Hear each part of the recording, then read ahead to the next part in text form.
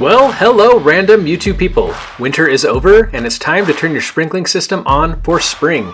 In this video, I'm going to show you how to do just that right after this. Subscribe. Thank you for joining me today on another episode of DIY Bry.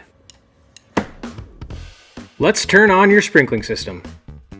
Now, do not turn on your city water supply first. That's going to mess everything up. We need to go look at our sprinkling system and get that prepped before we can turn on the incoming water supply. First, locate your valve box. It's going to be something that looks like this. It's green, and inside you're going to find your valves for your sprinkling system. And your sprinkling system may have more than one valve box. You're going to make sure you turn off all of the valves.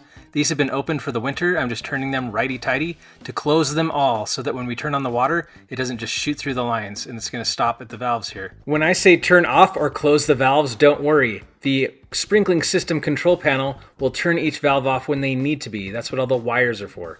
So we need them closed so that we can electronically turn them on.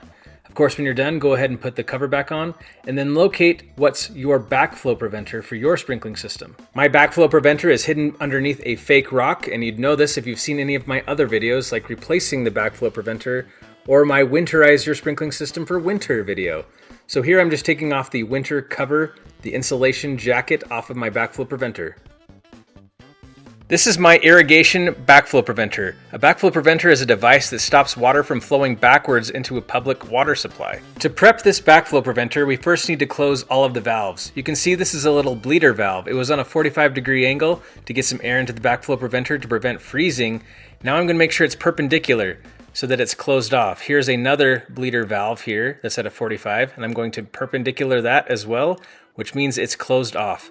And you can see the other main valves, the ones that are wrapped in blue here, they're also perpendicular, meaning they are closed. So this is how we want our backflow preventer to be before we turn our water on. Now I'm just going to screw on these little rubber ends to the bleeder valves just to close those off. Not too important, but may as well. The backflow preventer has been prepped. Now we can go turn on the city water supply. My irrigation system is powered by culinary water, not secondary water. So my irrigation system connects to the city water supply at a valve about 3 feet underground. So I take this device, which is called a key. The key will connect to the top of the valve. So I'm just going to spin it around till I can feel that it is indeed connected to the top of the valve. And then I'm just going to spin it lefty-loosey to open the valve. Of course, this is a two-handed job, so I'm going to have to put the phone down in order to open the valve. But once you do, you'll start to hear the sound of the water filling up the line. Now that the valve is open, I'm going to cover up the pipe with the orange top and move on back to the backflow preventer. When the water supply is on, it's going to stop here at the bottom valve. Now slowly open the valve to release the air pressure and the water into the backflow preventer. Once you have stopped hearing any water and air sounds, you can go ahead and open up the other valve directly to the irrigation system. Again, once you stop hearing any water or air pressure sounds, you can move on to the next step, which is opening up the valves. Now you can open them up manually one by one to release all the air pressure, or if you don't want to get wet, you can come back to your sprinkler control panel and run a test. Your sprinkler control panel might look completely different. For me, on my Hydro Rain, I'm putting it in run and pressing on the test cycle button. And you can see I can test each zone in my system for 2 minutes, and that's going to turn the sprinkler system on. And here we go, it's running station 1, which is my front yard. And you can see it's now running the water. The water pressure is running through the first valve, pushing out all the air, and now starting to throw the water on the ground, which is exactly what we want. In test mode, the sprinkler control panel is going to switch through all zones in your box. So in this case, now it's running zone 2, which is the front of my yard in the park strip, a little bit on the side, and it's also controlling some of my drip stations. During test mode, I'm reminded that I have one sprinkler that's spraying right at my backflow preventer. So I'm going to probably do another video on how I'm going to move that one sprinkler head out of the way so it sprays my grass and not my backflow preventer. And now on to zone 3 for test mode. You can increase it for more than 2 minutes if you need.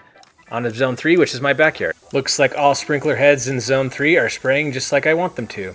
Zone 3 in my case is just the top of the backyard spraying down. Zone 4, my last zone, is going to spray up the backyard from the fence.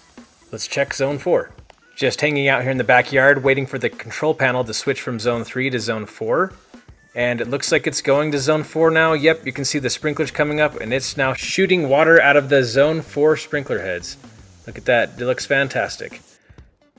Once you've checked all of your lines, it's now a good idea to also make sure that your sprinkler heads are facing and pointing in the right directions so that you're not wasting water. So let's go check some of the sprinkler heads just to make sure. I'm just going around to make sure that all of my drip stations that I have set up off of my main sprinkler lines are working. You can see that the ground around them is wet, so we are good to go on some of these. I've got a couple of these in different places depending on the plants that I have and the plants that will be there, but it all looks great, the water's coming out. Now, not all sprinkler heads are made equal. This one though is spraying where I don't want it to, so I'm pulling it up and I'm just gonna grab onto the shaft and pull a little. That's what she said. I'm just going to direct it a little bit more to the right so it's not spraying onto the concrete as much. And you can also change the top of it so it sprays not as far or not as wide. It all depends on the sprinkler head. These ones are a 360, so it's really customizable. Now that my sprinkling system is on and all pressure has been removed from the lines, the last thing for me to do is just to put this fake rock back over my backflow preventer. I need to change that sprinkler head so it doesn't spray this way in the first place, but this fake rock really is going to keep my backflow preventer from seeing the weather and make it last longer. Now that the sprinkling system is on, the very last thing we need to do is go set up the control panel.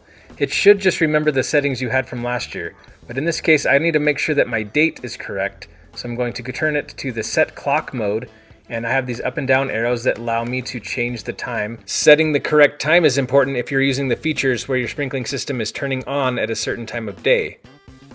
Next, going to spin the dial to the set date function so I can make sure that it's on the correct day, month, and year. Now moving over to the start time function. I have it starting at 5 a.m. There is a lot of debate on whether or not you should water at night or during the morning. I have found the best results watering in the morning.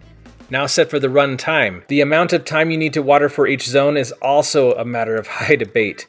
It really depends on what kind of sprinkler heads you have, what type of season it is, what soil you have, all those other factors. So look up at what kind of sprinkler heads you have and determine what the recommended amount of water per zone with those sprinkler heads is. As you can see, I've moved on to the how often setting, or the frequency at which your sprinklers turn on.